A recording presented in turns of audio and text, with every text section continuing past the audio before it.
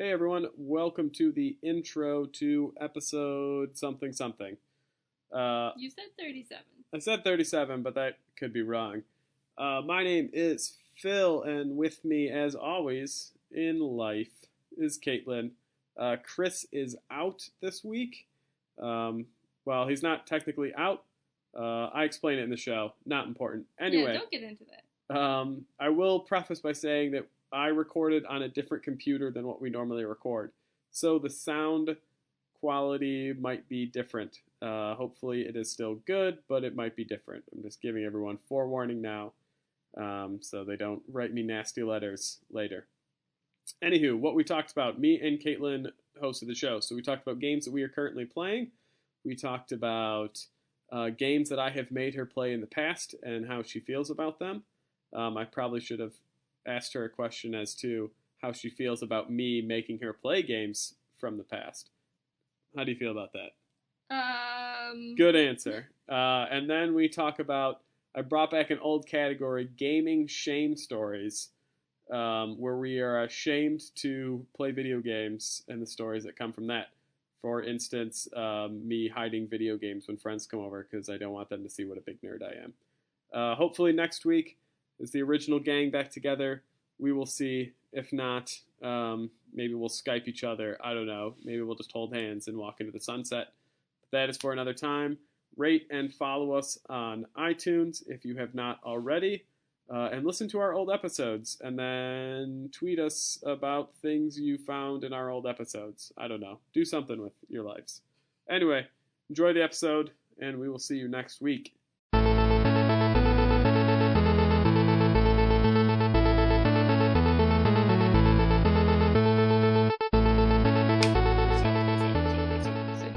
Cut it, I think. Do you not know how your own podcast works? I don't know how my own podcast works. That explains a lot to me. Hello, everyone. Welcome to the 37th episode of the This Isn't Fun Anymore podcast. I am Phil. Chris, however, will not be joining us this week. A little bit of housekeeping. It is Bulls Blackhawks during the week. They play on opposite days. He could only record on Wednesday because he is going to games. I refuse to miss a Chicago Bulls game, even if they get whooped by Cleveland. So I told him no dice. So I'm doing a solo one with my guest host, Caitlin Chesters. Caitlin, say hello. Hi. I like that you stick to your principles. No, the Bulls take precedence over everything. Yeah, I mean, I apologize, podcast listeners, that you may think that you guys take precedent, but no, the Bulls have been in my life way longer than this podcast has, so they have seniority. Maybe focus less on how much you hate the audience compared to Derrick Rose. No, I think they like it when I say things like that. Okay. So we are going to do our own version of the podcast. It probably won't have all of the same events. There will certainly not be any Destiny Corners, but we will do our best to substitute what is a normal episode nowadays. Sure. What the kids call a normal episode. Hey, if Chris can do it without me, then I can half-ass my way through one without him. Yeah, it's bad to use your whole ass. It's like my brain. Like, you only use 10% of your brain. I only use 50% of my ass. Usually the right side. Oh, gross. No one wanted the details to that. Yeah. Not even me. So, before we talk to our guest, Caitlin, okay, text from Chris. Yeah, I invited him to work in a little step up all in addition to our dance party. Oh, okay. Okay. I don't know off topic. No, well, it's part of the topic. I don't know if the podcast audience is aware of our devotion to rhythm games. I actually neglected to mention that when you guys asked me my favorite game genres. Okay. Rhythm games is actually like my number one. How did I forget? And so we have dedicated entire nights of our lives to playing Dance Central. Well, we being the word you and Chris. Me and Chris and my sister. Yeah. I enjoy rhythm games, but a different type of rhythm games. Sure. I enjoy the musical rhythm games. You enjoy the dancing I cannot dance. Yes, Hence, this is true. because I'm probably not using my full ass. It really throws off the balance of dance. To be honest, dancing is nothing without ass. Nothing. I've heard Ja Rule say that when I read Ja Rule's biography. You could not have picked a less relevant rapper if you tried. No, I think I could have, but I wasn't going to try for that. Anywho's will be. That's my transition. I'm sorry, I clear my throat. So sue me. You're ruining this. Yeah, this isn't a good episode. Let's just get that out of the way. News. Let's talk some news. I'll like house cleaning. I'm gonna call it house cleaning because it's not news. Initially, we were supposed to record on Wednesday. We were going to set up a stream and we were going to do Wolfenstein: The Old Blood, I believe it is called, and then we were going to record an episode. Obviously, as stated earlier with my not missing a Bulls game, I apologize.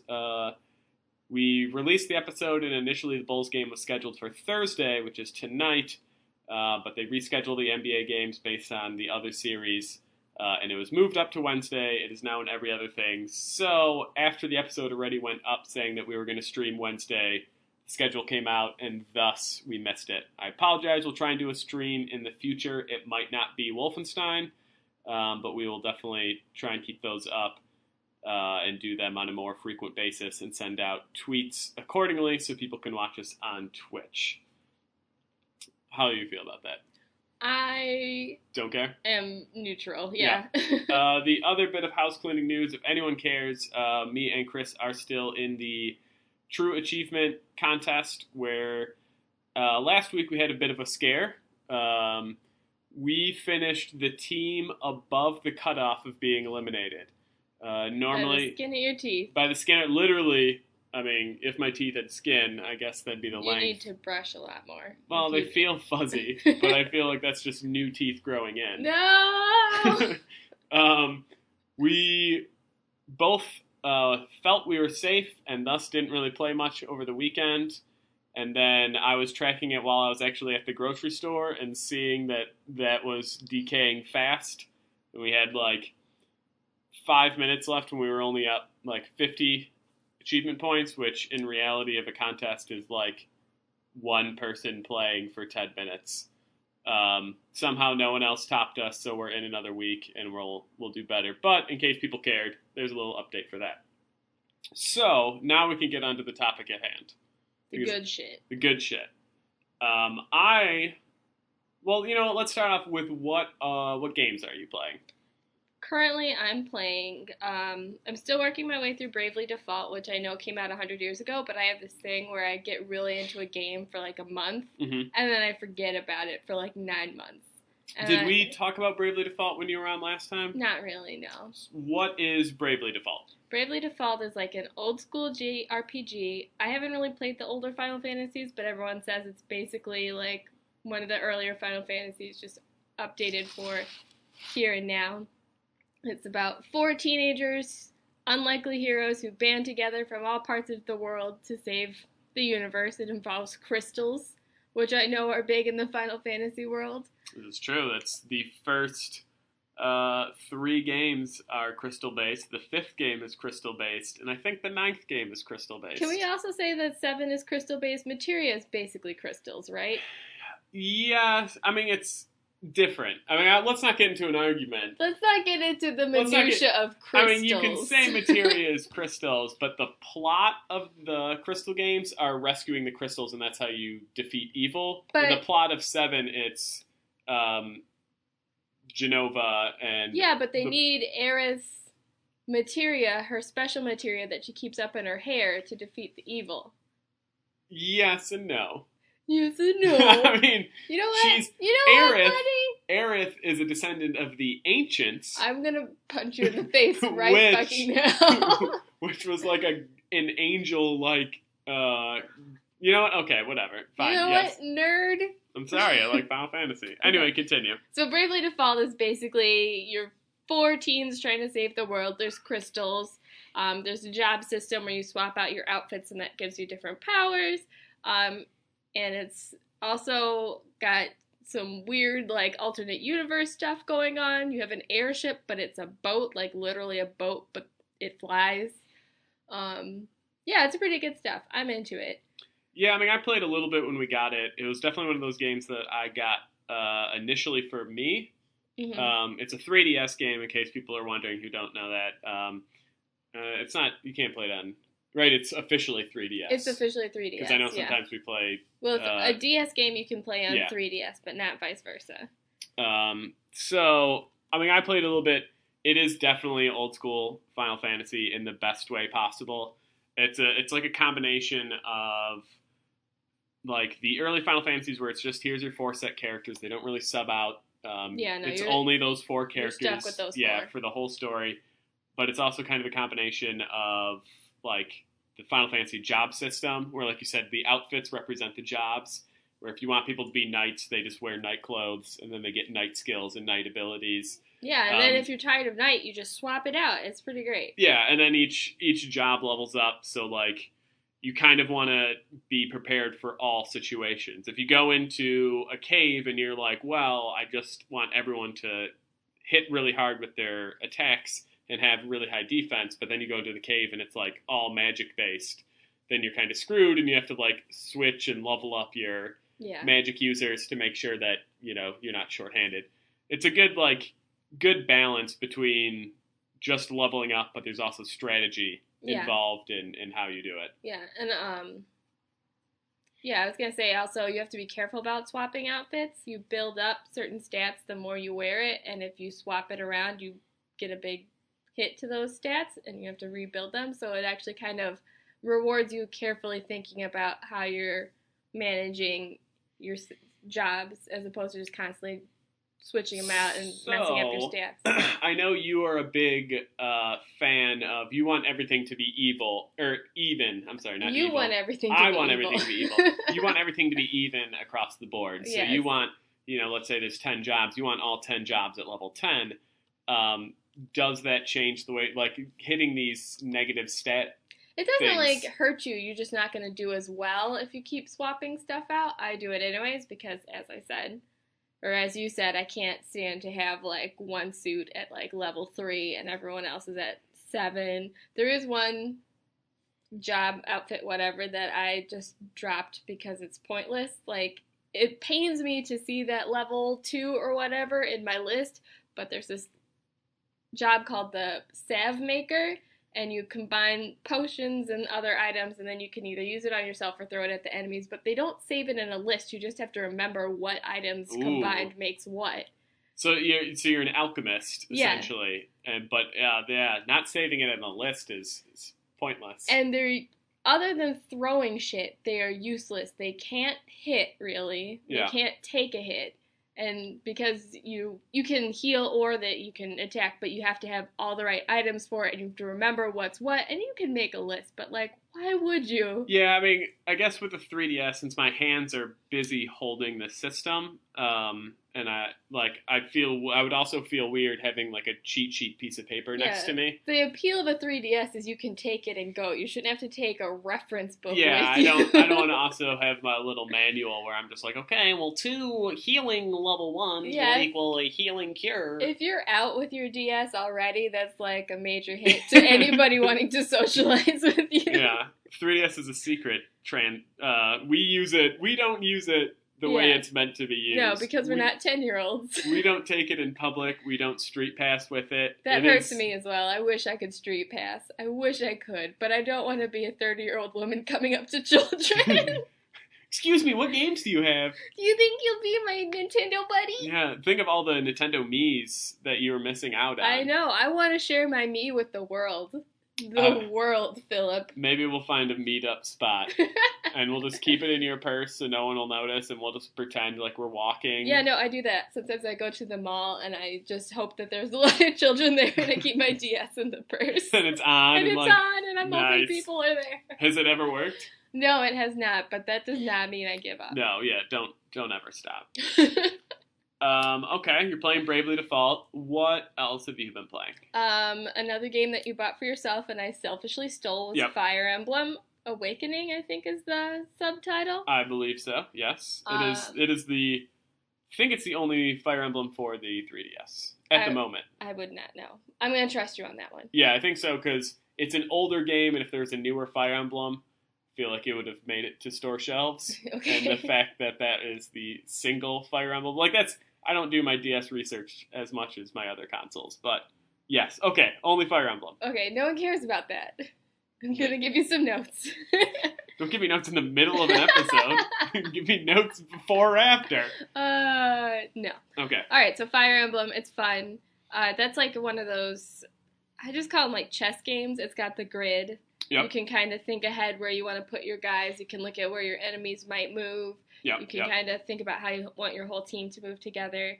I think me and Chris came up with the term where it's a board game. Yeah, it's the board game. Because you take your turn and you move all of your pieces, and then it's not your turn, and you just have to now let the computer take their turn, and they move all their pieces, and so you kind of have to strategize, you know. It's not Candyland where you're just moving to one side of the board. You have to be like, okay, I don't want to move him too close, because then on the computer's turn, he can swarm that guy and kill him off. Yeah. But yeah, continue. What I like about it is that normally games like that, if your person dies, they're just fucking dead. Like, no matter how awesome they were, no matter how attached you were to them in your heart, they're dead now. Mm-hmm. They have an option to turn that off. So I currently have a shit ton of characters, and I love them all, and I will never lose them. So I kind of wanted to talk to, whoever I was doing the podcast with, about that, because permadeath seems, which is what it's called permadeath, seems like a newer trend in gaming. There's definitely a lot more games that I know that have come out where it's like, hey, you know, your character only has one life, you know, be smart with it. It's to prevent people from essentially running in. And not just like these strategy games where you actually need strategy, but there's, you know, permadeath like Rogue Legacy you saw me play, where if that character dies, you know, no matter how great you liked it, you know, now you're just getting a new random kid, and maybe it's going to have vertigo, and maybe it's going to have all these issues.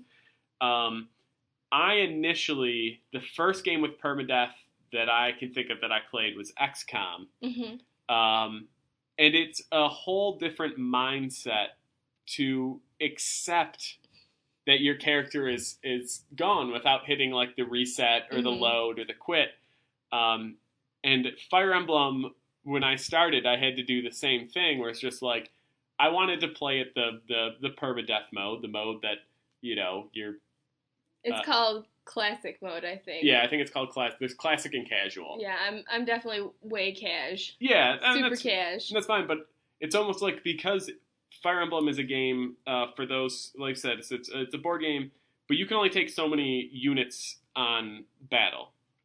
And those units only get experience for doing things on battle. So if you take weak people, and they don't attack, or they don't defend, or they don't cast spells. Yeah, they have to take some kind of action other than walk. Then they get no experience. So you can't have a team of all, let's say, level 10s, and then you're like, I want to level up this level 2 person, because that level 2 person is not going to contribute at all. They're going to get slaughtered. They're going to die, and then they're not going to get any experience, and it's only going to be these level 10s.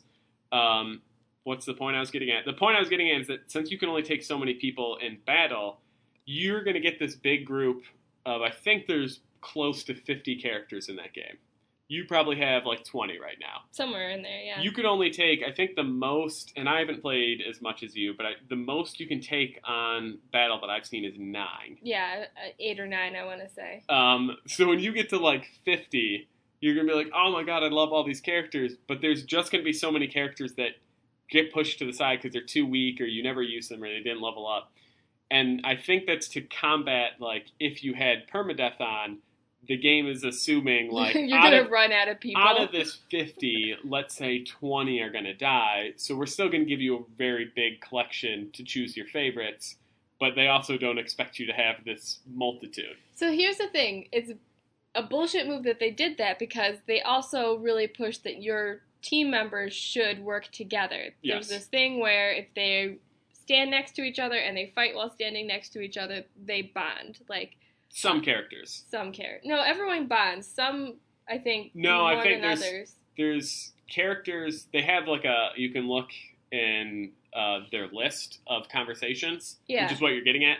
And there's those are the only characters they can bond with. For instance, the archer, which can't bond with the big fat guy. I've had them fight side by side all the time because I usually use They the don't fat even guy get as the little shield. hearts? They don't get hearts. That's bullshit. They'll get the bonuses for the battle, you know, Yeah. the plus 10 strength or whatever it is. This means nothing to anyone listening right now. I'm just basically talking to Caitlin. They'll get the bonuses that way, but they won't get the hearts, and they won't ever develop a friendship. Fuck that. I want them to be friends. Like, your main character can develop friendship with anybody. Well, yeah. And so can the other main character. I think that they're pretty much, like, exclusive for everyone. But what I'm saying is, like, they still push you to, like, get people to work together and form bonds, and they become stronger as a team. And, like, not only does it pay off on the battlefield, but, like, for me, I really like the emotion stuff. As we established in the previous podcast I was on, where I just want to go back after the battles and talk about all these emotions we're having.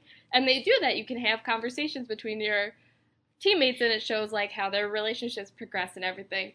This is amazing to me, and the idea that my guy could lose his new best friend permanently, it hurts me in my feeling zone. No, I mean, I agree. I think that's a really awesome mechanic that they worked in because it gives the game a lot of replayability. We haven't finished it. We don't know how long it is. But if you played the game and let's say you always had your main character, Caitlin. I'm just going to call it Caitlin. I named her Kiki. Fine. Your main character, Kiki, and she always ends up paired with this one person, and you guys build up a rapport, and you get to see all those conversation arcs. That, for the most part, you're probably missing other conversation arcs with other characters because, you know, you work well with this character, and you're always going to do it. So then, if you played again, you could be like, okay, I want to see what the conversation arc would be between me and character B. And it kind of gives you this little incentive to unlock all of these things multiple times through. Yeah, I definitely had that because my chick Kiki was working side by side with another character a lot, and very quickly he confessed his love to me. Like, within a few chapters, he was like, I can't keep this inside any longer, and he confessed his love, and it was pretty great. There was a special shot of him staring into my eyes, and there were pink sparkles. It was amazing. And now I'm going to need to go back and replay this game and basically, like, partner with every single person to see how many pink sparkles I can get. I will say the best conversation I stumbled upon is my main character, who's a male, so maybe it's, you know, different male and female, which hopefully it is. There's this one character who wields a big axe in the game. And you made a bunch of dick jokes together? No, and your conversation is you stumble upon him spying on girls that are bathing. So you stumble in and you're like, oh, what the hell's going on here? And he goes, shh, keep it down. And then, like, you slowly deduce that he's watching one of the women, like, take a bath in the stream, and then that lady's horse charges you, and that's how the conversation ends. Yeah, and you're just most like, do. Yeah, and you're just like, okay, that's weird. Like, I think that was, like, the second conversation I got in the game. I'm like, oh, this is really interesting. But yeah, to the point of going kind of back to permadeath, what I kind of like, first of all, getting into that mindset. At first, people died a lot, and I couldn't bring myself to do it. Even though I was playing classic mode, I would be like, I can do that battle better. And I'd always come up with an excuse as to why I was restarting. Like, I had to tell myself, like, this is out of your control, Phil. Like, this wasn't because of you. Like, we got to restart because, you know, the cat meowed at the wrong time. I think that it would be the opposite. Like, the stuff that's out of your hands, you're like, oh, it's out of my hands. But if you, like, junked up a battle, then you'd be like, wait, I can do better. Yeah, well, it'd be like, I think I got back from, like, the Bulls game. I went and had, like, 2 beers, and I played Fire Emblem. And I was just like, oh, I am not in a condition. Like, I started I'm like, in no condition to drive. Yeah, like play a Game Boy game. A character died, and I'm like, well, you know, I'm drunk, so I'm just I'm gonna restart this battle. And then I'm just like, you know, I'm not taking my time because, you know, I'm trying to rush through things. I'm just gonna turn it off. And now I've gotten to the point, and it took me a while to get there in XCOM, and now I'm starting to get there in Fire Emblem, where it's just like, okay, I just have to accept, like, it'll give me incentive to play the game again, to not lose certain characters, but it's like, some of these characters almost need to die for me to experience other characters, because with a game like this, and a game like XCOM, you get all these characters at the beginning, and obviously these are the ones you get attached to, and then so, like, these are the ones that you want to see the story arc for these characters, because, you know, they've been there since the beginning. You know, character A has been with you since you were battling, you know, peasants, and now you're battling, you know, the dark mages or whatever the next bad guy is. So you're like, oh, I leveled this character up. I've given them good weapons. I've, had all my conversations with them. They work well with my team or whatever it's going to be. It's just like, oh, I always want to use the same 9 people. So if I have characters die off, and then I'm just like, it gives me a reason to include other characters. Yeah, I guess. Yeah, that's true. Because I picked up this kid who's like a farm boy. He's basically negative levels. He's useless. And they're like, if he survives this battle, he'll join your team. I was like, yeah, let's do that. He's pointless. I can't bring him into any battle because he'll die immediately. Yep. Well, die. He gets knocked out. And then he's like, sorry, I have to go home now, because they give like an excuse for why they're not in the battle anymore, which is pretty adorable. Yeah. But I wanted to save him and give him a better life with us. So that's what I did, but then I just told him to, like, stay out of the grown-ups' way.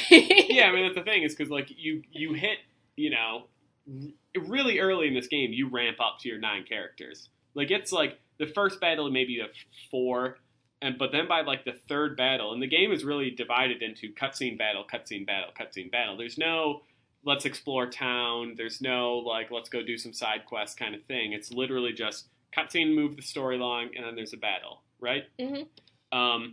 So really, like, by the 3rd battle, which is not even an hour into the game, you've already hit maybe 9 to 10 characters, and you're already making choices going like, okay, this character's out, this character's out. The newer characters you get are higher levels, which is almost to, incentivize using them. But at the same time, like, I'm like, oh, I've really built up a rapport with Joseph. It's Frederick. I really want to make sure Frederick's in here because, he's just so great and I love him. And, like, I can't imagine when you get to the 50th character, the 49th character, that you're really going to want to use that person because you're going to have built up a rapport with presumably 48 other characters. And unless there's a final battle that lets you use everyone, there's like... It's over very quickly and yet not very quickly at all because you got to move like 50 fucking people. Yeah, that'd be a long turn. I think what I really wanted to do is when I played XCOM, you can name all the soldiers, and I named all the soldiers after people I knew to make rookie mistake. I wanted to do that to make an emotional attachment, but at the same time, my big plan was to kind of put up a memorial when it was over. Like, take a picture and just be like, hey, sorry, Dusty, you died, and that is grim. It'd be like, hey, great work, Caitlin, like, you killed 100 people. But then it was like, what it did actually when I played that game is I was much more cautious about how I played those characters, because I'm just like, I don't want to send Chris out there to draw their fire. I mean, even if it is Chris and he's, disposable, I don't want to send him out there because it's just like, I don't want the character to die. And I had characters die, and then I was really scraping the bottom of my friends list. I'm just like, all right, who else could I go? I guess I could go... Who did I go to high school with? Yeah, I guess I could go Sally and her husband. We met them once, Sally. And then it's just like, you have 15 characters, but you're just like, man, I don't know any more people. So I don't know. I really like the permadeath for Fire Emblem, but at the same time, like, I also want to keep the same characters in the whole time, and they don't level up fast enough either. No, they really don't. You think, like, there's 8 bad guys on screen, maybe. Smaller battles, there's 8 bad guys. It takes about 3... You have to kill 3 of them with one character to level up that character. Otherwise, you only get, like, a portion of experience just for damaging them. You have, 9 people to split up 8 bad guys. That's not even, like, 1 kill a person. And then at that point, no one's leveling up, and you're still progressing chapter by chapter by chapter, and you're getting... I got a level 5 or 6 guy when I still had people in level 2. It's just like, it's so hard to kind of ramp them up that you have to make almost a conscious effort. Just like, okay, the archer's always got to get the final blow in. Like, everyone hold them off, just surround the bad guy so he can't move, and we'll bring the archer in and he'll get one final shot in. But, okay, Fire Emblem. Yeah. Thumbs up or thumbs down? I'm really into it, but like I said, not for the deaths, for the emotions. Yeah. And the potential love sparkles. How does it, because it's kind of like I'll say it's an RPG because you level up and there's big cast characters and it's very It looks like RPG. it's getting pretty epic, yeah. I was going to say, how is the story? Because so far, where I'm at, the story is really just a means to a battle and not so much as something I care about. I'm going to tell you right now that some time travel gets in there. Ooh, okay. I'm not into that. I think time travel is stupid. Okay. In certain positions, obviously. Sometimes it works, but this is kind of the same thing actually happens with Bravely Default. With them, it's like dimensional shit versus this is like time travel shit, but to me, it's like the same thing. Yep. It's like an excuse to pull in, like, like there's this one character that I'm like, okay, clearly that's so-and-so's daughter. It's just obvious from the first moment I even look at this person. But they still treat it like it's this huge reveal that no one saw coming. I'm like, no, it was obvious. Yeah, I mean, I think sometimes games like that, especially I would say JRPGs more than anything, is they try and have this big reveal, because these are long games. I mean, JRPGs generally, the Final Fantasies are 40 hours, 60 hours, back when games weren't that long. And now newer JRPGs, that are multi-disc, like Lost Odyssey on the 360 when I played it was 100 plus hours. Yeah. So they always try and have this big, like, multiple reveals or this big turning point.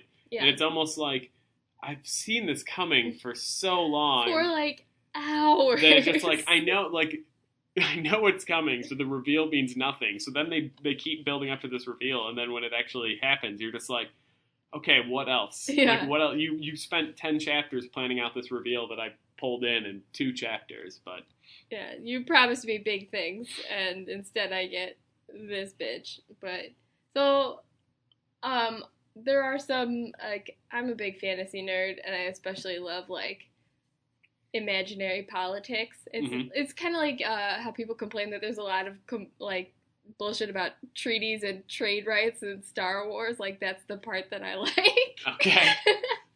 So, like, they're talking about how the country has, like, a dark history of a former king, and their current ruler is trying to make up for his mistakes, and, like, other countries still resent them for, like, the aggressions of that previous king, so, like, they have delicate relationships that have to be carefully managed, so, like, you as your group of warriors can't go charging across borders, because that causes, like, international incidents.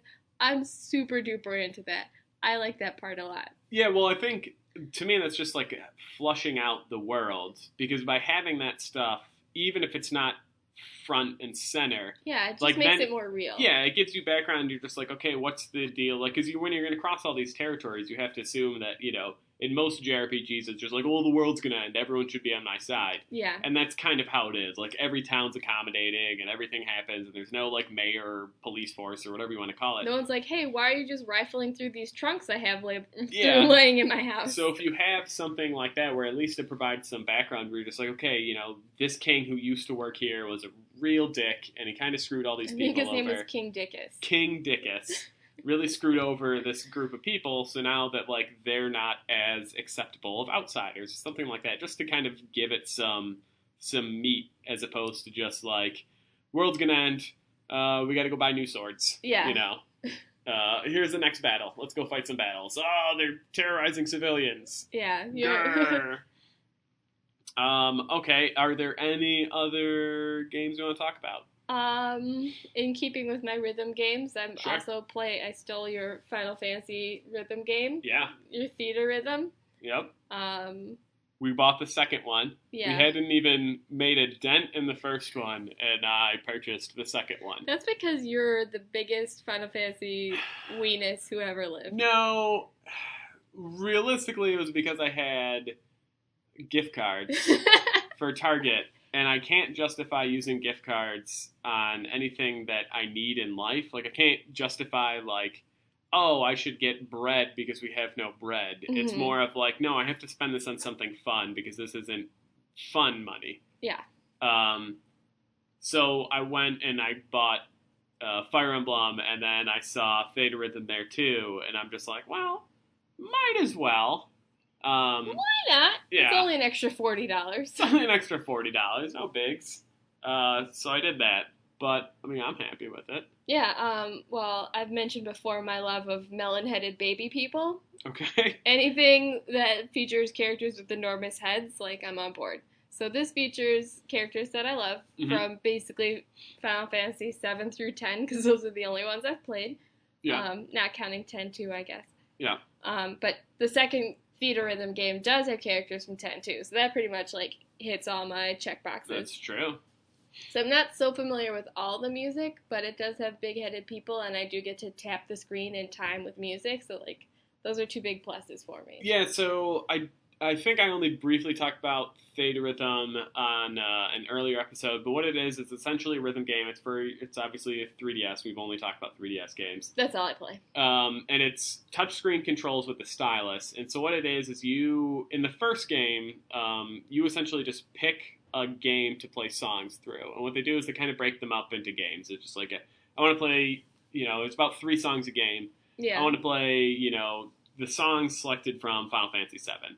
So you assemble a team, and it's kind of Final Fantasy, where it's like you can pick all of these characters, and you can equip them with skills, and each skill has None of that makes any sense to me. It's really convoluted to the point where it's just like, depending on how much attention you pay, you can get bonus items, but it won't affect the game in the least. Yeah. Like, you don't need Final Fantasy VII characters to play Final Fantasy VII songs. And you don't need, like, they have special items equipped that... Yeah, I mean, like, it's I think to make it a Final Fantasy game, they're just like, we need to have some sort of Final Fantasy element. So we have to have you learn abilities, and we have to have a reason to put, potions and X potions in the game. So we created this system, but really it's just a rhythm game. Like, I've used the same 4 characters for pretty much every time I've played the game, because it's just like, well, these are the characters I like. So why would I swap out for one song? Anyway, what you do is... there's essentially a bunch of different notes that come across the screen. It's all on the bottom screen that you look at. Mm-hmm. There's one where you just tap the screen, and you have to keep in rhythm, and you just tap it when it tells you. There's one where you tap, and then you hold your stylus there, and then you have to release it when, like, the release section comes up. And there's one where you then have to swipe in a certain direction. I hate those. Up, down, left, right, diagonals, whatever it's going to be. And it's, like you said, it's all Final Fantasy songs, and you just, play along to the rhythm. And in the background, it's either your character walking, your character's in a fight, or a video, like I think they call it like emotional video, where it's a scene. Any cutscene they could scrape together. Yeah, it's like, it's a cutscene from a game, and then you just, you're just watching the cutscene and then playing along to the music.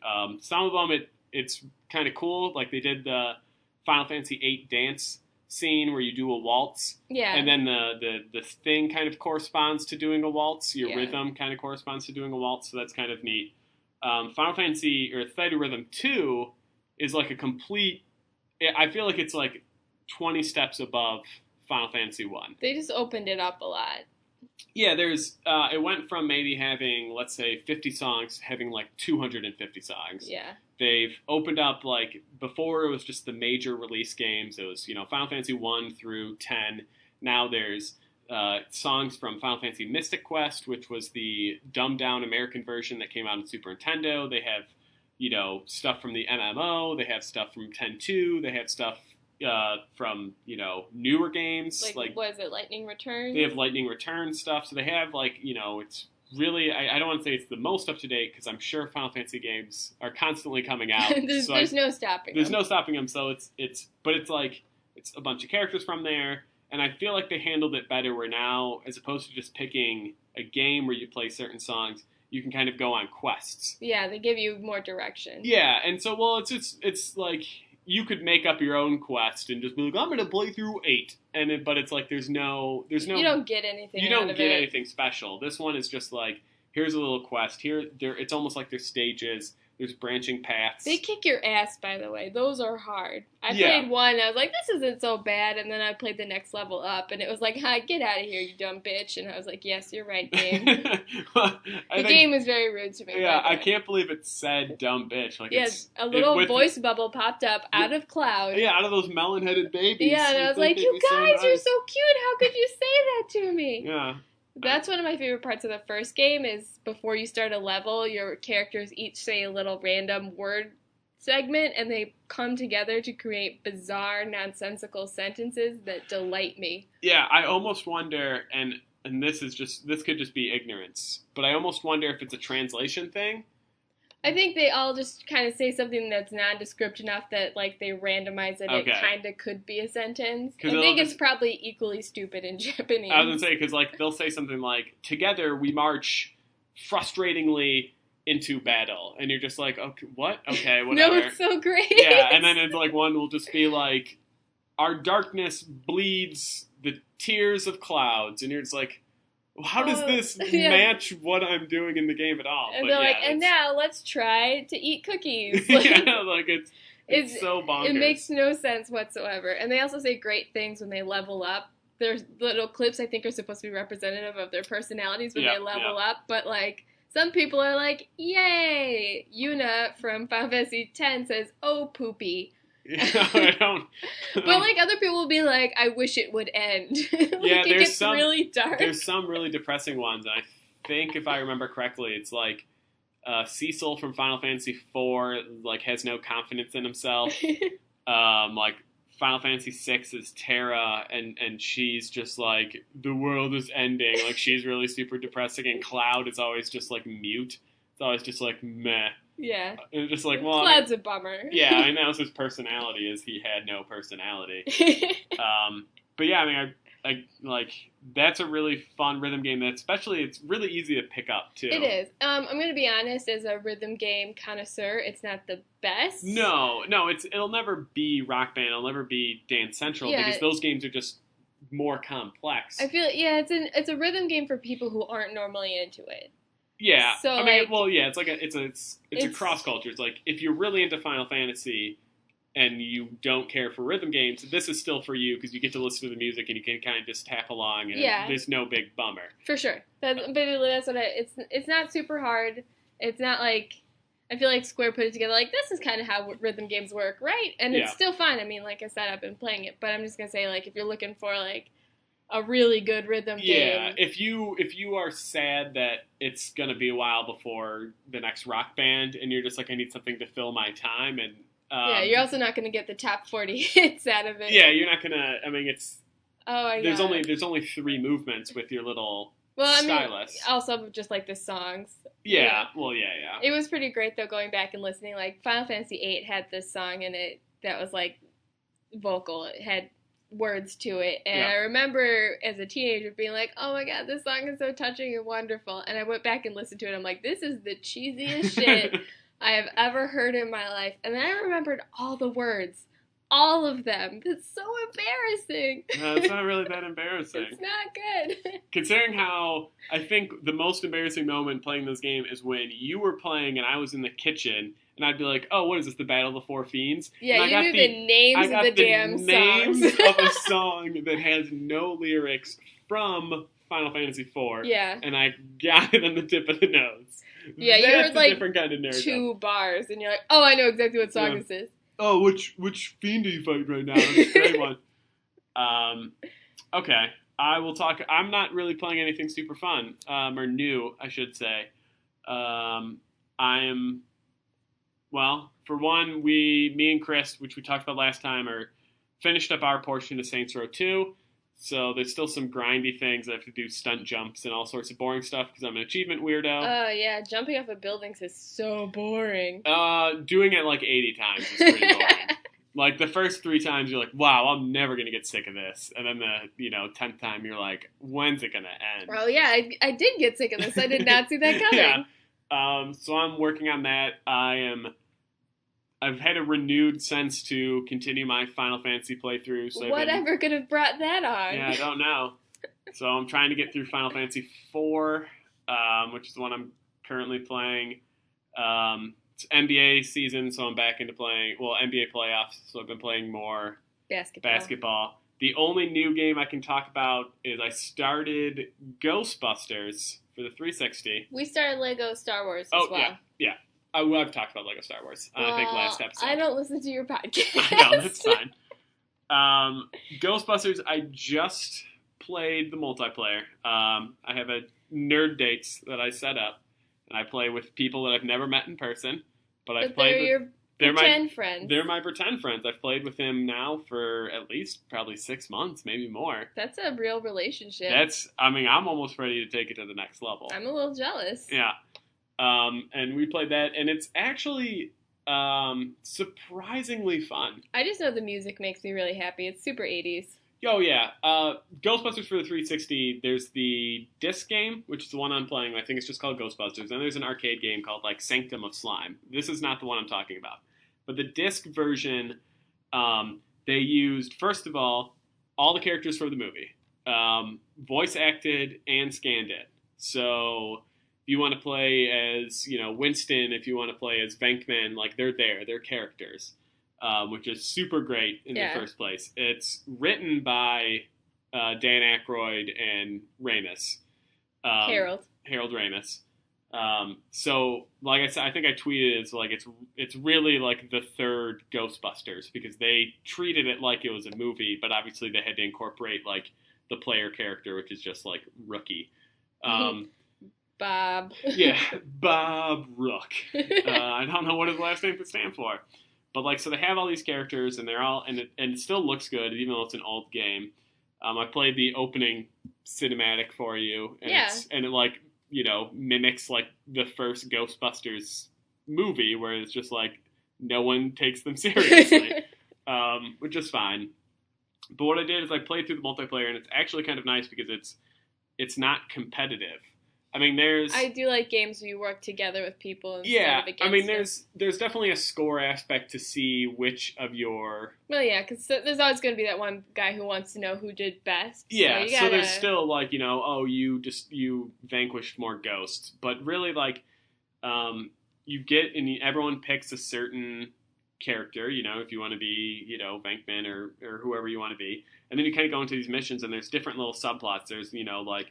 Survival, which is survive 10 waves, and it's going to be a bunch of random ghosts, and you have to, work together to, shoot them with your laser, and then throw out the trap, and you actually have to put them in the trap, and then pick up the trap before maybe another ghost can somehow open the trap. Yeah, were they setting them free? Yeah, they were setting them free because we left some traps out like idiots, and then like Well, you are a rookie. I am a rookie, and then like other ghosts when we weren't around would like free them from traps. At least that's what I thought I saw. They're ghosts. They could be tricky.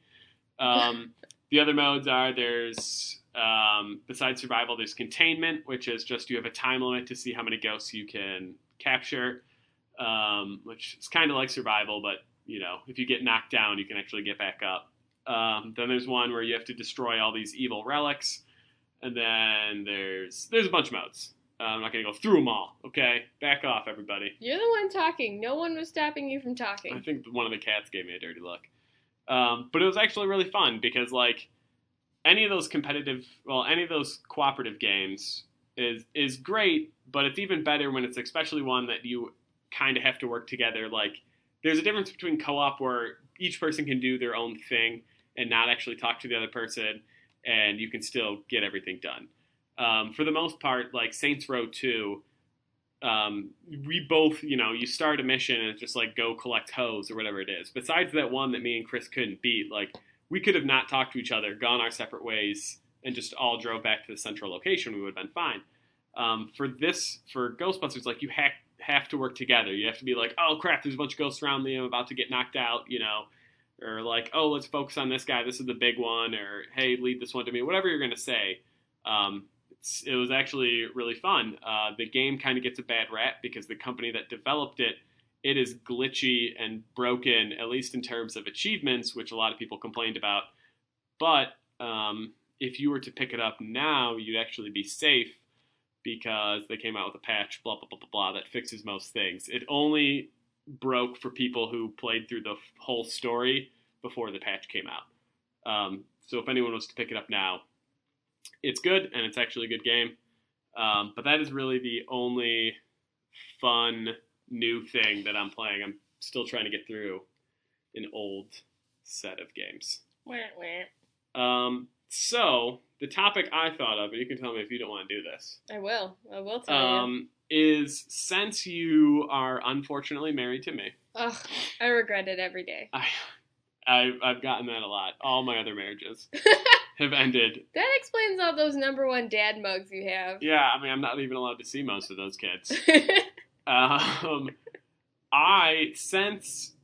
Since dating me, I have kind of set up a gaming plethora of games that I've wanted you to play. Mm-hmm. Just an enormous backlog. For the most part, it has been way too much on your plate. Because you don't even finish a game before I give you 2 more that I want you to play. And it's not just like, hey, when you get a chance, you should totally play X. Uh-huh. I, buy the game and, set it in front of you and just be like, you should start this now. You literally will, knock whatever's in my hand out and put the game in there. Yeah, well, first of all, you shouldn't be holding knives. No. Knocking a knife out of someone's hands is so dangerous. I knock it and then I catch it out of midair because I have ninja-like reflexes. No, you don't. Well, I just let it go in my foot and then I just pull it out. Oh, it's fine. gross. I have calluses now. It's Ew. fine. Nothing can penetrate Those are called scars. Whatever. Calluses, scars, torpedoes. All right. Anyway, continue with this. I wanted to go over some of the games that I've made you play and get your impression on them. I can do that. Are you going to interrupt me, though, and tell me I'm wrong? No, okay, but the best part of this game is this, and you don't even know about it. No, well, don't get anything wrong, and we won't have to come to that. Don't give any wrong answers, in my opinions. So, I think... I would say chronologically, but I'm not going to remember the order that I gave you the games. I made you play... Monkey Island 3, I believe, was maybe one of the first games. We played it on a road trip. Yes, we did. You played it in a car while I was driving, and the fact that we didn't die because I was constantly trying your head around. You played the game and played the game. I played the game 110 times. I know all the puzzles backwards and forwards. I know all the dialogue backwards and forwards, and I still was just like, what's going on? But... How did you feel about Monkey Island 3? I do like the Monkey Island games. Even previous to meeting/dating you, I was aware of their existence. Again, I'm a voice actor nerd, so I really like the guy who does the voice for Guybrush. I think he does a really good job. He does. He is I'm not going to interrupt, but... you are, though. I totally am going to interrupt. The guy who invented Monkey Island, Ron Gilbert, he was... Initially, I'll make it short. He created Monkey Island 1 and 2. He created Monkey Island 1 and 2, and then he left LucasArts. But LucasArts still held properties, so they made 3, 4, and then eventually made Tales and whatever. When he made Monkey Island 1 and 2, he didn't have any voice acting. But he said that if he ever got to make a Monkey Island game again, the only character that he would keep is the guy who voice acted Guybrush. He's just like the rest of the characters, he's played the games, and he's just like, I don't care for their voice acting. I think that some of them are really bad, and I don't know who was even the talent to hire them.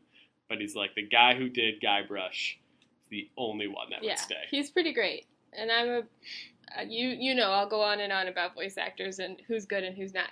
I love him. Anyways, it's super funny, but I guess with some adventure games, the puzzles are really non-obvious, and I got really mad, and it doesn't help.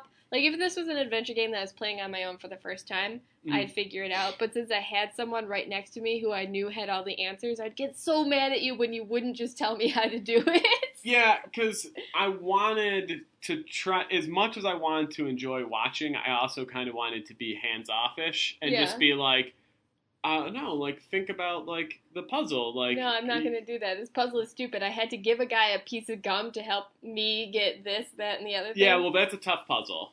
That I know the puzzle you're thinking of, and maybe you're not even thinking about it. Maybe you just made up a puzzle. I remember. He's, in jail, and I need to give him gum. Yeah, I mean, it's more complicated than that. No, you're right. The puzzles back then were incredibly tough, and most of the time, and the biggest complaint people have with adventure games is something called pixel hunting, where it's just you don't, you think you're missing something because none of the puzzles are obvious. You go around and you try and click on every single thing to see if you missed an item, and then it's just use dog with hat, use dog with straw, use dog with house, and you just wait to see which one finally works. And this reminds me, this is a game that I want you to play. Okay. I know this is a rare exception to the rule. Oh. So, Homestar Runner, the guys who made Peasant's that. Quest? Yes, Peasant's Quest. I know, I've talked to you about it. You really need to play it. There's this one part where you need to break a horse out of, like, its little corral, and you need to find a way to break it. And obviously you don't know how until you come across this mask, and the description of the mask is, hey, this thing would scare a horse. Like, they kind of make fun of how the answer is incredibly not obvious, and they need to, like, find a way to, like, let you know that that's what it is. And their choice in explaining it was so great. I died. Well, now that we have the computer hooked up to the TV. You have to play it. This is like how you feel. I'm going to be watching every move. I'm going to know every line. I'm going to be like, yes, the Mendeleev twins. I will play it. Good. Not right now because we're recording a podcast. Fine. I will play. Yeah, I'm sorry. Be that way. Fucking asshole. All right, so yes, Monkey Island I enjoy. I've always enjoyed. A+. I like, it wasn't for 3, but when we played the earlier ones, like 1 and 2, how you could flip between the old version and the new version, that was really cool. I played with that a lot. I know we didn't finish 2. No. Did we play 1? Did you play 1? Yes, I did. You did? Okay. I can't remember that. Are you drunk right now? Well, I've had almost 2 glasses of water and a salad for dinner, so I can see how you're getting that opinion. I did have 2 hard-boiled eggs, and I hard-boiled them in vodka. I knew it. This is worse than your experimentation with the vodka tampon. Gotcha. Well, it did get me drunk, so I do not apologize. Anyway. Yeah. Anyway. Next game. So, I for sure, this is basically my greatest hits list that we're going through. Mm-hmm. So, anything that you don't say is super great, I'll immediately have a problem with. You're going to start crying. Yeah. Thank God this isn't video feed. Yeah, you're an ugly crier. Oh, God, my face gets so red. And then for some reason my belly shakes. Yeah, it's adorable. But Chrono Trigger. Yes. Super Nintendo. Yes. We are playing it on the PlayStation 3. Old school JRPG. Yep. Kind of like Final Fantasy, but different in ways. Go. Yes. Take it. Go. Chrono Trigger I like a lot. I super love Marley, the princess character. Yep. She's adorable. I'm going to be honest, the fact that the art is by the Dragon Ball Z guy just puts me off every time. It makes me think of every time I watch Toonami, I'm like, damn it, Dragon Ball's on. It's like the last thing I want to watch. Yeah, I mean, when that game was made, Dragon Ball still is super popular. Yeah, it will never die. I know it's a thing, and they did it to be, like, on the hot cutting edge, but I'm like, ooh, this is old. Yeah. It does include the time travel aspect, which I know I just mentioned. I'm like, ugh. But it's really cool because they pull in different characters from different times, and it's funny to see how they interact and see things differently. So that's actually pretty cool. It's not just like, we did this to be weird. Like, it's a big mechanic in the game. I also like that you can see your enemies. You can avoid them if you need to. You can start shit with them if you want to. Mm-hmm. I like that a lot. And also I find, like, the battles aren't super hard and that there's not a lot of, like, I have to level up. I have to do, like, 18 more things before I can even think of going to this guy. That's really good because for me, a lot of times the grinding, I'm like, nope, I'm done. And then I do that thing where I drop a game for 8 months. Yeah, I mean, for sure, Chrono Trigger is definitely one of the easier ones to pick up and play. Coming at least from Final Fantasy, where there is a lot of grinding, where you're just like, ugh, I got to be like level 40 to get here.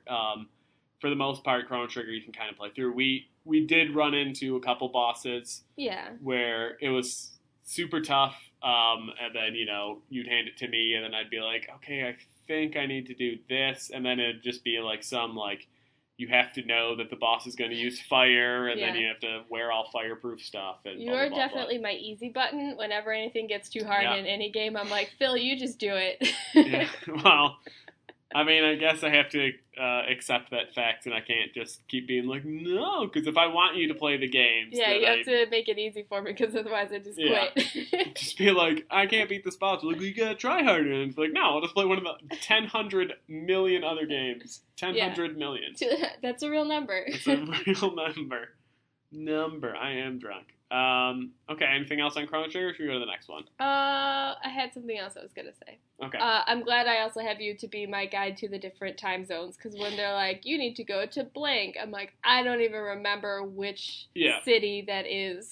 Yeah, Chrono Trigger is definitely one we play in sporadic moments. We Yeah. used to be really good, and we play a game like every week. Yeah. And then it'd probably be easier for you to be like, oh, okay, I remember this. But it'll be like, we'll play it like 2 weeks in a row, and then it'll be like 2 months later, and then we'll play it one more week. So then obviously when they reference something that's 2 months old at that point, Yeah. it's just like, I've lost played all track. so many other games that are very similar to this that I don't know which one the Whispering Woods is in. But yeah, Chrono Trigger has super adorable characters, and I like everybody in them, and it's a good time. I like Chrono Trigger. Yeah. I mean, I will say the one thing I was thinking about while you're talking is like the time travel aspect, which is pivotal to the game's plot as opposed to just kind of throwaway, which is fine because time travel is kind of like a cop-out. Yeah. I will admit that wholeheartedly. But it's kind of cool because you're at the point now, if I remember correctly as to where we left off, where you can start kind of doing optional quests in the game because you have your spaceship and everything.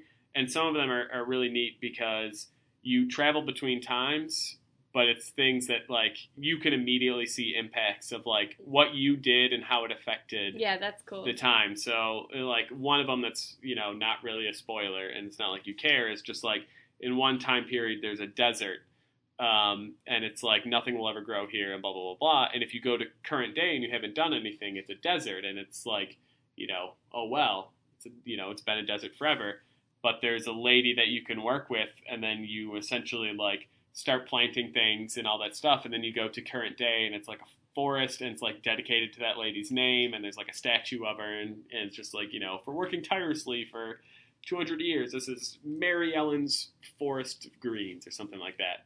And it's like minimal stuff. Obviously you could beat the game without it. Yeah. But it's just like, it's nice to see like, oh, as opposed to like the big stuff that you're doing, like now it's just like, oh, this time travel is kind of neat. And I know you probably won't do it as much as I did because I was a super nerd, but like you could go back and just talk to civilians and they will comment on things that have changed and just like, oh, thank God for Mary Ellen's Forest, you know, like I raised my kids there, whatever it is. And you're just like, aw, I did something. Like I changed the world. Like I'm so great. Okay. Next game that I can think of, Grim Fandango. Grim Fandango, I kind of feel like was my choice, though. I had a friend who was really into it, and I was like... Yeah, we are actually at the part of Grim Fandango where I have not gotten to. Alright. So Grim Fandango is a game that I cannot be your easy button for. Yeah, that's what the internet is for now. Grim Fandango I'm super into. I really like the concept. I love the character art. I like how everybody's a skeleton, but in their own unique way. I like how the markings on their hands kind of reflect their person. I'm really into character design. No, that's fine. And so I like how the marks on their hand kind of reflect their personalities. It's kind of an extension of that. Again, I think the guy who does the voice for Manny is great. He brings like this warmth. Even though he's sort of like this jaded character, you can still tell in the way he acts it that he's softer on the inside than he seems. So I think that's really great. I just like that it's like, I think it's supposed to be like the Aztec afterlife. It features a lot of Mexican voice actors or people who are supposed to be Mexican. Yeah, I mean, I think it's, I don't know, is it Aztec? I don't actually know. I was looking it up once, and somewhere on the internet said Aztec, but I don't know if that's officially what it was or just what this person who wrote decided it was. Yeah, but I guess I don't know that much about my afterlives. Yeah, it's definitely not an afterlife mythology that you hear a lot. Yeah. And as you know, I like to have different perspectives in games. I don't like to just be, you know... You don't want to just be the one white space marine. Yeah, with a chin the size of, I don't even know. Yeah, just like, oh, I'm the hero because I'm from America. Time to shoot shit in the face. Yeah, anything that doesn't bleed blood is an enemy.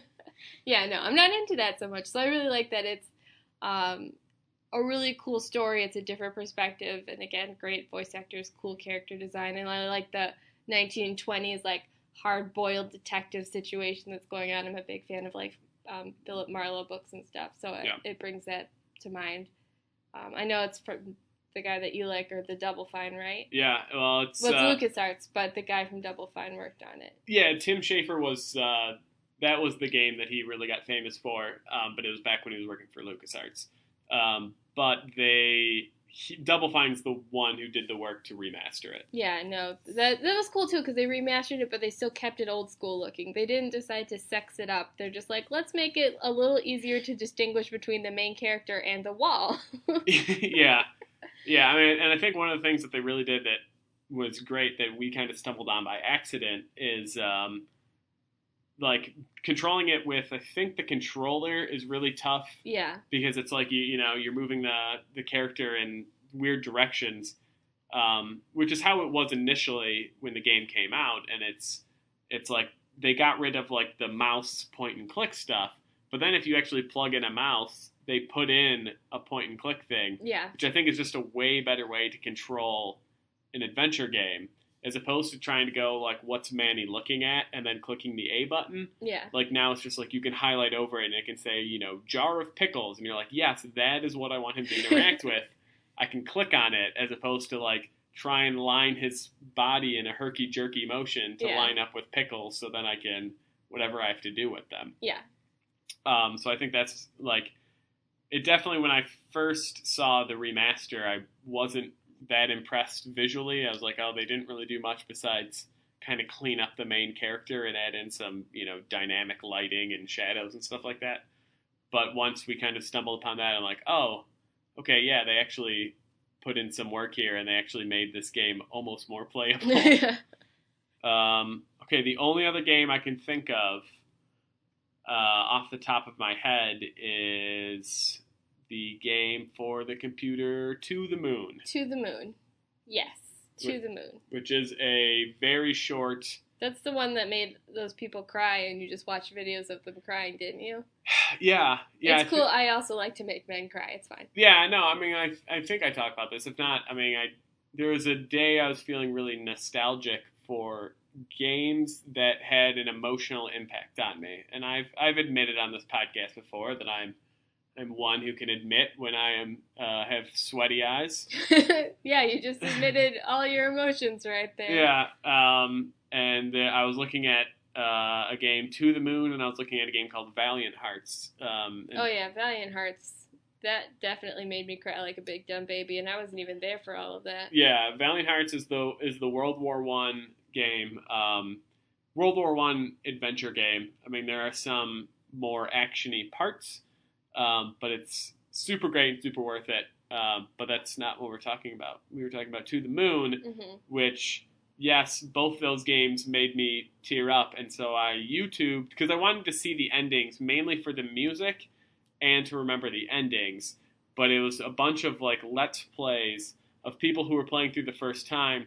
And I was watching them start to tear up on camera, which to me has got to be a really strange thing, because one guy for sure, the guy who was playing Valiant Hearts, was really like thought he was funny and thought like playing through, and he's like making fun of shit and stuff like that, and just zingers. Like making his hilarious zingers, and then like you could tell because at a point he just gets super quiet and like his face starts to redden up a little bit.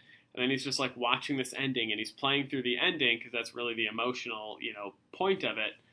And then you just sit there and you're just like, oh, like he's speechless, and he eventually admits he's speechless, and he's like starts choking up, and I'm like, yes, in your face, you stupid idiot who's making zingers, because that's just how I react to things. You take this seriously, or you don't play at all. Yeah, and then so that made me really happy, and then this guy doing Let's Play for To the Moon got to the end of the game, and he was somebody who was reading all of the dialogue, but he was doing different voices for the dialogue, and it was really cheesy.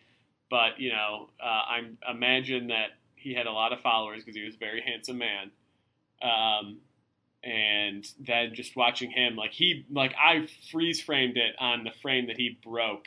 And I think I showed you that you freeze did. frame. You came running. And it was great because, he didn't go full ball. He wasn't bawling his eyes out. But he broke at some point and then, had to keep rubbing his eyes and had the sniffles, and I'm just like, boom, got you.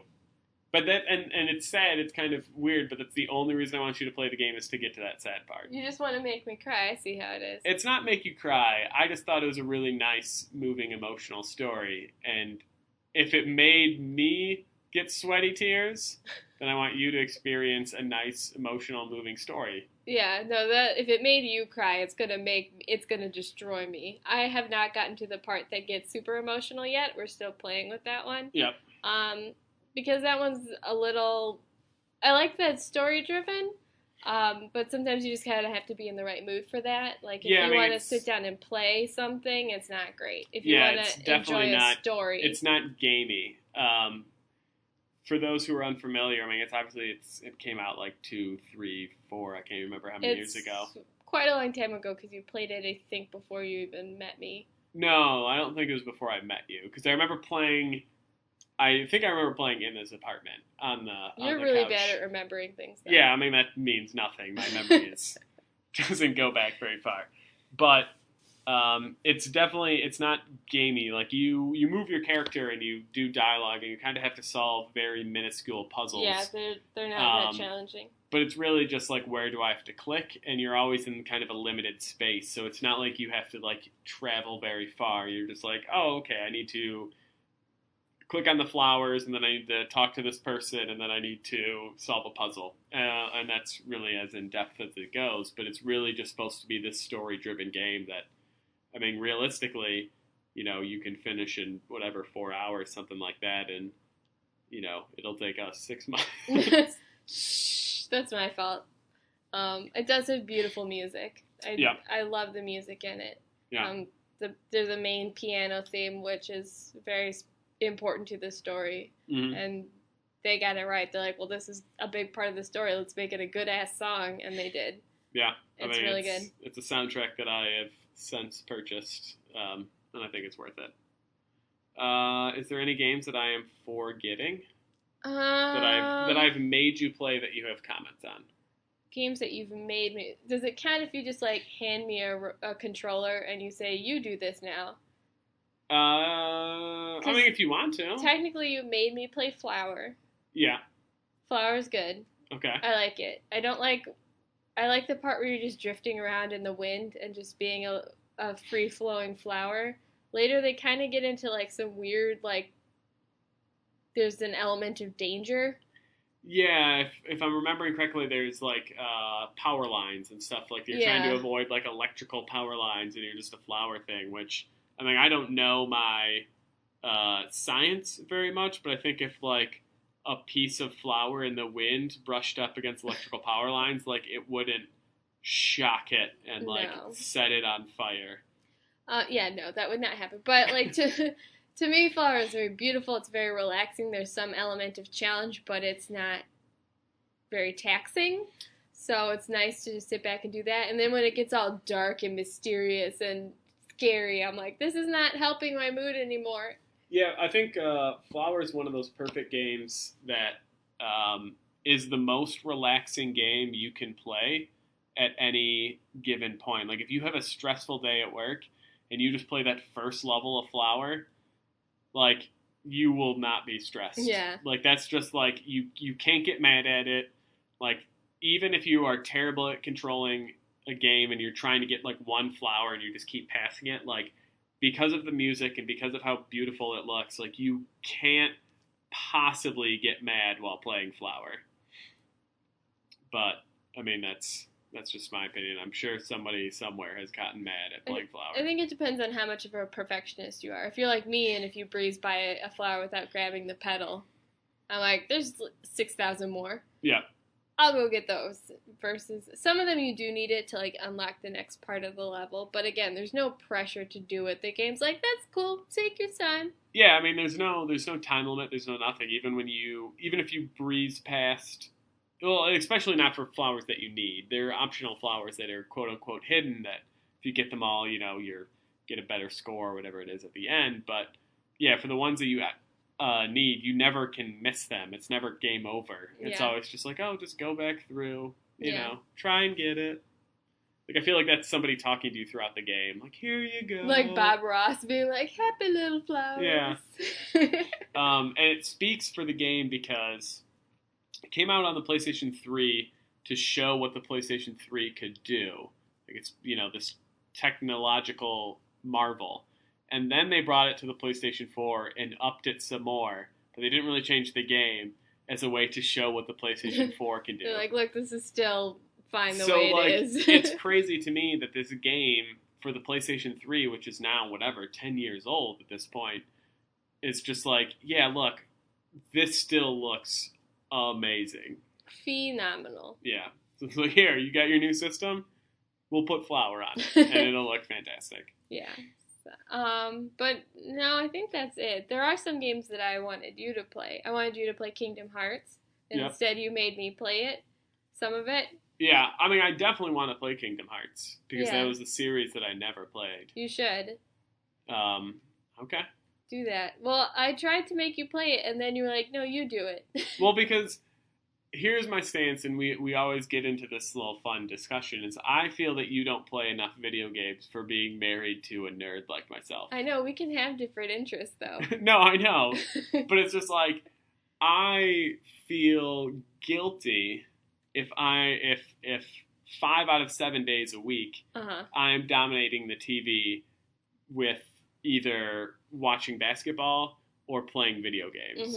So it's just like, when it's one of those other 2 days, or a day where basketball's not on, and you're just like, we should totally play a game. I'm just like, yeah, you should, because I've done too much already. Like, I don't want you, like, if I played Kingdom Hearts, which is only a 1-player game, Yeah. then just like, yeah, you might be sitting and watching, and that might be what you want to do, but then I'm just like, oh, she's not doing anything. You'll be knitting or, playing on your phone or It's weird. or It's almost whatever. like I'm doing something else. Yeah, it's almost like you're doing something else, but I know that video games are the only thing that matters, so it's confusing to me how you can feel like knitting is something. And reading. You hate it when I read. Yes, because reading is an electronic screen. If you can read on the TV, we'd all be okay. All right, buddy. No, I think that's it. Okay, well, let's move into phase 2. Dose. I was thinking, and this is an old shout out to Mr. Jake Jarvie. His favorite topic that I think we ever talk about is shameful gaming moments. Where I think I mentioned one time of the shame that I feel about being a gamer, Uh-huh. and I think he wanted more hilarious stories. So, if I remember the story correctly that I told the first time, is that when we have friends over Yes. for the first time, I have this big wall collection of games, and I put it in the spare bedroom. Yeah, you hide your shame. I hide it so that when they come in the door, because they're probably not going to leave the family room of our apartment, Yeah. they don't see like 80 games on a shelf. Yeah. Until I get to know them better. You gotta ease them into Yeah, that. it won't. The first time they're over, they're not going to see that. I will strategically, and I did this the first time our friends came over, pick out certain games that I thought were okay to be out in the open to show, like, hey, I have an Xbox, Yeah. but I only have 5 games for it. Yeah. And those it'd are be it. like Lego Harry Potter, and then it'd be like, I don't know, NBA basketball, and just be Yeah. like stuff if for whatever reason they're not going to rifle through them. I don't know why I thought they would. Like, for some reason, we're both out of the room, and they're just rifling through our stuff. Like but a like- weird equivalent of looking through someone's Yeah, medicine but cabinet. they could be like, oh, these are all acceptable games. Like, I don't know what their end result was or going to like be. they were gonna walk out. Yeah, they'd be like, oh, this kid plays too many video games. What a nerd. That was, I think, the story I told. But I will give you some time to think. It doesn't have to be you for your shame in gaming memory. It could be something that someone, you know. Okay, I actually have a couple things. Okay. I can was say gonna... this right now. Oh, okay. Go ahead. Well, first of all, as you know, I just started a new job. Yep. I talk about you at this job. Oh, boy. And people ask me, like, oh, what does your husband like to do? Like, how does he like to spend his time? And I would say, oh, he plays a lot of video games, but I know that you're, like, weird about it, so I Yeah. never know what to tell them. Just do the sports. I'm Just like, he likes... oh my god, he loves basketball. Yeah. Basketball, when I have to fill that out on like a job application, so I was like, what are your hobbies? It's like hanging out with friends, basketball, just going to see movies. Like, Yeah. I'm just general, like, I'm just normal guy 5. Like, that is how I'm just, like, I'm not like, well, I play video games a lot. I'm a level 80 knight in Final Fantasy X. Okay, so I have more embarrassing stories. Okay. So, once upon a time, I want to say it's when The Sims 3 came. No, it wasn't Sims 3. It was when The Sims 2 came out. Yeah. I was still in college. And I had a computer that was older. So I went out the moment Sims 2 came out. I bought that. I was like, we have to get there right now. Mm-hmm. And I had a friend who lived in the dorm across the hall from me who also loved The Sims. And she had a newer computer. So we bought it on the same day. We both installed it at the same time. And then we both tried to start it up and play it. And my graphics card didn't work. Ugh. And so I was like, Michelle, I'm sorry, this is an emergency situation. Can I play your Sims? Otherwise, I can't play at all. And she's like, yeah, that's not a problem. So she let me just hang out in her dorm room. And she's like, I'm going to go to class. Here's the key to my room. You can just let yourself out as soon as you're done. She left, came back like 4 or 5 hours later. I was still playing Sims on her computer. I had not moved an inch. She walked in like, are you still here? And I was like, I'm like on my second generation of family. Like, oh no, I just came back. I left like right after you. And then she like clearly wanted me gone. I was like, can I just play like one more week? Because he's almost going to get a promotion and I just really can't leave at this vital time. That's pretty great. Yeah, it was bad. And I felt it in my heart that I should not have done that. And I did it and I don't care. No, I mean, you shouldn't feel bad about that. Then I purchased a brand new computer so you could solely so I could play The Sims. I still, despite the fact that you know that I'm a gamer, yes, still shamefully game and like hide it from you. Is this like when you hide in the closet and eat an entire box of Oreos while crying? Is it like that? It's similar. It's okay. certainly very similar to that. But like, when I play my basketball game, if you are not home, mm-hmm. I get way more into it than if you are. Like, when I'm playing it and you're home, like, I really just kind of, like, sit back on the couch, and I'm real nonchalant. I look like Mr. Cool. Mm-hmm. I got my shades on and my backwards cap, and it's really awesome. But when you aren't home, I'm standing for most of it. Yep. Like I stand for basketball games. For the home audience, when he gets mad at how a basketball game is going. Or excited. When stakes are high, Phil does not sit down and watch it like a normal person. He's worried about the outcome. So he stands as close to the TV as he can, mm-hmm. with his hands on his hips, like he's a little league coach. And, like, paces back and forth and, like, just stares down the TV like that's going to make any fucking difference in the results of the game. And it is great. I can tell how a game is going. I don't have to be anywhere near the TV. Just look over and see what Phil is doing. Well, when I'm playing my basketball game, I don't do Little League coach because I obviously have to hold on to the controller. Yeah. But, like, any good play that happens, that I do, not the computer does, I will watch the replay. Like, it was so good. A lot of people so are just like, why are you watching a replay for something you did? But it's just like, no, like, I have to, like, if I threw an alley-oop, like, I have to, like, rewind the play and I have to be like, oh, let's see how this transpired. Like, oh, what a great pass from Phil. Oh, and then there's the alley-oop. Oh, slam. That's over that guy. Like, changing angles, like, really analyzing a replay for a video game for something that I know how to pull off. Like, I don't have a shortage of it.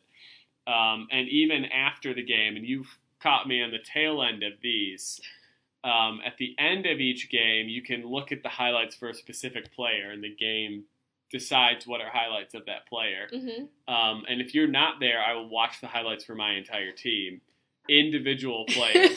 So if 12 people scored, I have 12 people's highlights to go through, and I will watch and sit and watch all those. That's important. Yeah, but when you're there, I'll maybe just, like, watch Phil's, and I was like, oh, yeah, I remember that. That's cool. And then just move and on. secretly resent me for preventing you from watching it. Don't you want to go to bed, dear? It's like 8:30. Like, you should probably head to, like, no, you head to bed, and I'll just finish up here. Like, I got, whatever, like 2 minutes, right? Yeah. Okay.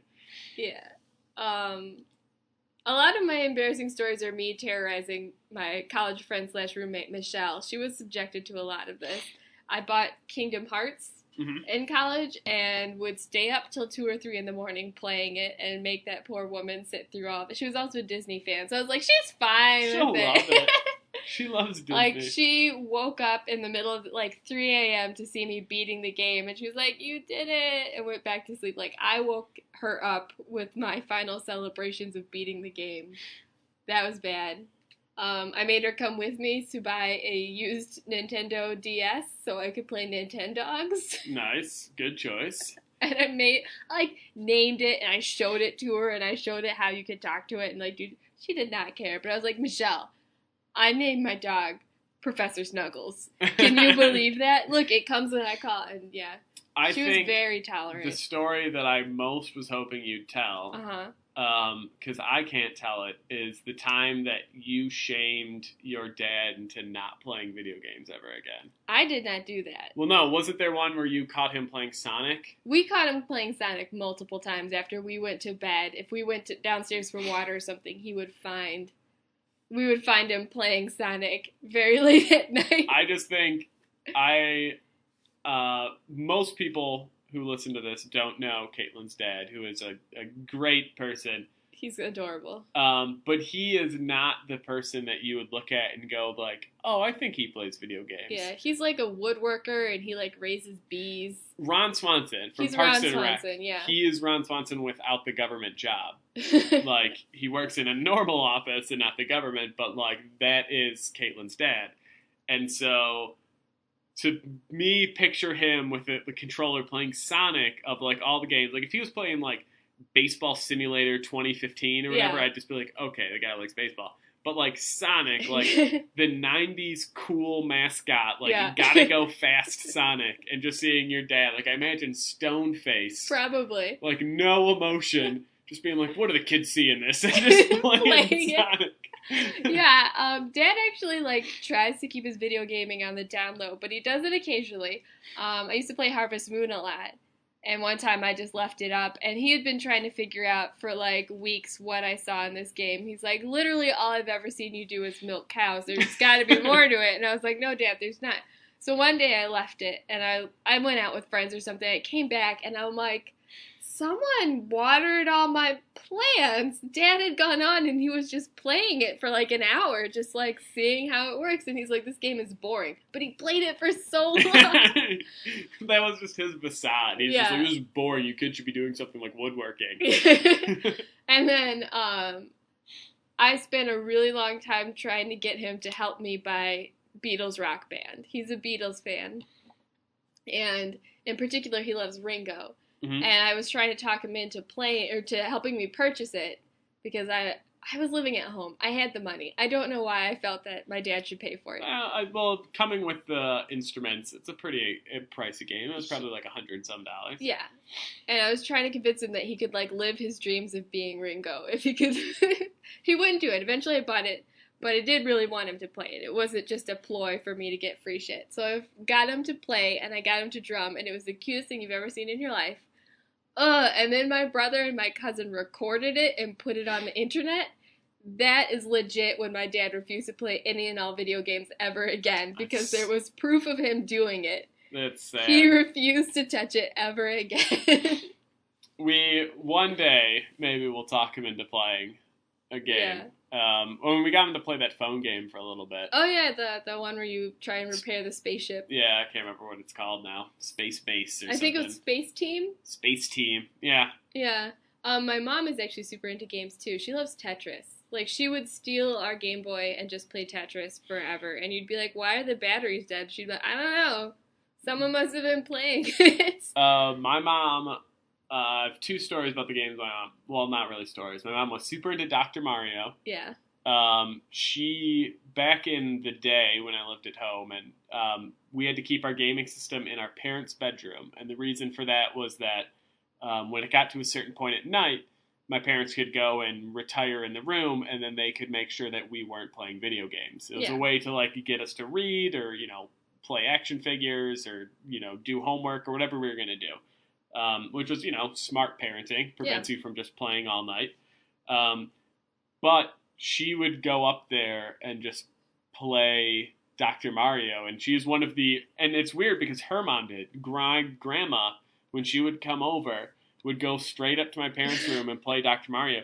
And I watched my grandma beat level 99 in Dr. Mario, which I can't get beat. that far at Not all. only can I not get that far, there is no way in hell I could beat it. And to have my grandma, who, has got to have terrible hand-eye coordination, my grandma's a controller with 2 buttons and an arrow key. Yeah. It's just like, how the hell did you do this? Parents are a mystery. They're a mystery to us all. But then when the first Sims came out, this is my parents' Sim story. We had one computer, and I was living at home, my sister and my mom and all that stuff. And we would all try and play in 2-hour intervals because we knew someone else would want to play. There was one Saturday where my mom played it, no joke, 12 hours. I believe it. She played it and time would get away from her, and then she'd get up and take a little break to have lunch, and then stumble back onto it, and then next thing you know, she's we're going to bed, and she's finishing up her work week of The Sims and making sure that her Sims make some friends. Yeah. So they can level up. My dad is more of a gamer. I've played games with him in the past. This isn't really my game shame, but yeah. My dad has a little of a temper, or he used to. He's better now. But if I knew that he was getting mad, I would throw the match, whatever we were playing, just to make sure that it doesn't end badly. And that's not to say my dad never hit me or anything. No. It wasn't if I won I got beatings. That wasn't the issue. You were just trying to be chill out, Dad. Yeah, it'd just be I knew as a kid, because I'm a kid, I was I know I'm better at video games, but I still want my dad to play video games with me. Yeah, you want him to have fun. I don't always want to just he doesn't want to play with me because I always win. And I remember we're playing Simpsons Road Rage. And the only multiplayer is you pick a character, you have to go, it's basically your taxi services, but you compete for the same fare. So if I got to the character first, he could steal the fare if he rammed into my car, and then whoever could drop them off got the points.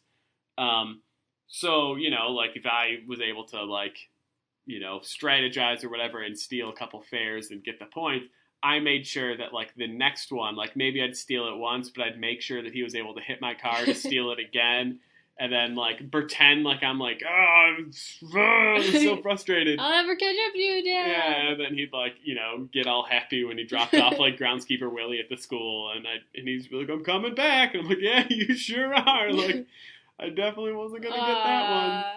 The roles were reversed. Yeah. Okay.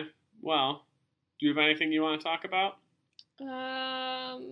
Video game wise? Oh, I thought I'd just talk about, my feelings and how my day is going. No, I think that's a different podcast. Though. Okay. I think that's the emotional roller coaster with Caitlin. You had to think about what my name was. I was going to say emotional roller coaster with Eliza and Caitlin. I was going to throw a 2 hosts on there. Yeah. But then I was well, I don't want to maybe drag Eliza into this. Maybe Eliza doesn't want to talk about emotions. Maybe she doesn't want to be on the emotional roller coaster, so then I just stumbled into your name. That's fair. But I don't really even know your name. So nothing? Nothing. I mean, it'd be fun on a future one to talk about, old games that we've played that are weird, Yeah, we can do that anytime. Anytime. Well, I think we're kind of running out of time here. Yeah, not right now. But I'd love to talk about, some of the weird old, dancing/music-based games, like Michael Jackson's Moonwalker, where you defeat people by dancing at them and getting them to dance with you. Okay. This game I played a lot called Busted Groove. It was a dancing game, and characters ranged from normal stuff, just a guy who likes to he's a b-boy, so he does those, to a lady who dresses like a giant baby, or a robot that dances like RuPaul. There's a weird range of characters in there. You said Busted Groove. I thought Bust a Move, which I think is the dinosaur bubble game. In Japan, it was called Bust a Move. They changed it to Busted Groove when they brought it over to the United States because of that bubble game. Yeah, and I was just going to be really? There was a RuPaul robot There's in the RuPaul bubble game? There's a RuPaul robot in the bubble game. Yeah. But or like Jet Grind Radio / Jet Set Radio. Oh my god, I'd love to replay that game. That game was awesome. Yeah. I was not very good at it. That's a good story. So in high school, I was taking a driver's ed class over the summer. And it was just like, pretend this is Jet Grind Radio. No, so my birthday is over the summer, and normally I don't get to talk to people about my birthday because everyone's gone for the summer. And this time I had peers that I could discuss it with. Anyways, we were in the car for driver's ed, and this girl had gone home for the weekend. She used to be from like Homewood, Flossmoor, which is kind of a dicey area. And so she was describing her weekend, and she's like, it was so great to our instructor. She's like, I went out tagging with my friends. We almost got caught by the cops. There was like a chase. It was so great. And he reamed her out. He's like, that's so inappropriate. That's not great behavior. You should do better than that. And then he wanted to change the subject, so he turned to me, and he's like, I know it's your birthday. What did you get for your birthday? I was like, oh my god.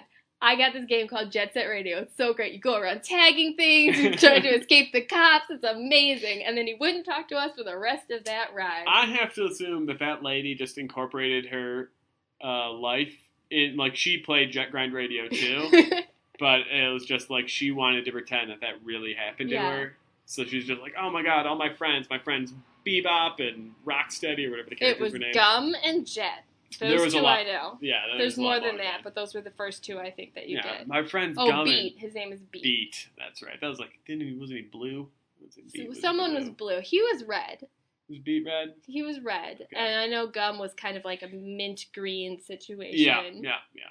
Good times. That would be a fun go back and replay. I used to have the soundtrack to that. I still have a couple songs. I don't know where the CD went, but a couple songs from Jet Grind Radio remain. Dracula? Is it nothing but Dracula from... no. What's his name? I can't remember. Rob Zombie? No. There's a song that samples a Boy George song. Or not a Boy George. Who's the other one? George Michael. Okay. You know, one of those gay English guys. I can't keep them all straight. There's a song that, like, samples a George Michael song. There's, like, a song called Electric Toothbrush, which is the Jam, despite its bizarre name. It's pretty great. But just fun stuff like that, I think it'd be fun to go back and talk about, like, and like I said, the rhythm games and music games are kind of my thing, so that's what I would talk about. But just kind of, like, the most bonkers game you could think of. I mean, I would love researching those. Just, like, going back and trying to, like, play some super bonkers game that I remember. Because, obviously, like, if it was so bonkers, I probably haven't played it since that time, and it's like maybe now it's not so bonkers and I was just a dumb kid. Jet Grind Radio for sure is bonkers though, so like that is a good one. But I think we're probably done for this episode. Yeah, I feel like we covered a lot of ground. So, as our normal spiel, you can follow us on Twitter at NotFunPodcast. We have an email, thisisn'tfunnymorepodcast@gmail.com. We have a website where you can post messages or download the episodes, but no one visits that, so not a big deal there. We have a Facebook page. We have a YouTube channel that is essentially just the audio recordings, but we want to put some videos up once we actually do video stuff. Blah, blah, blah, blah, blah. But hopefully next week we have Chris and Phil together at last. The dream team! But that is still up in the air, as obviously it all comes down to sports, and I think Chris is actually going out of town for non-sport related stuff soon. So if not, then, it'll be maybe me and someone else that's not Caitlin, or me and Caitlin and someone else. Who knows? The possibilities are endless, folks. Twist! Yes. So, I don't have a sign-off. Do you have anything wacky you want to say as a sign-off? No? It's wacky enough for me. All right, we'll see you next time. Bye.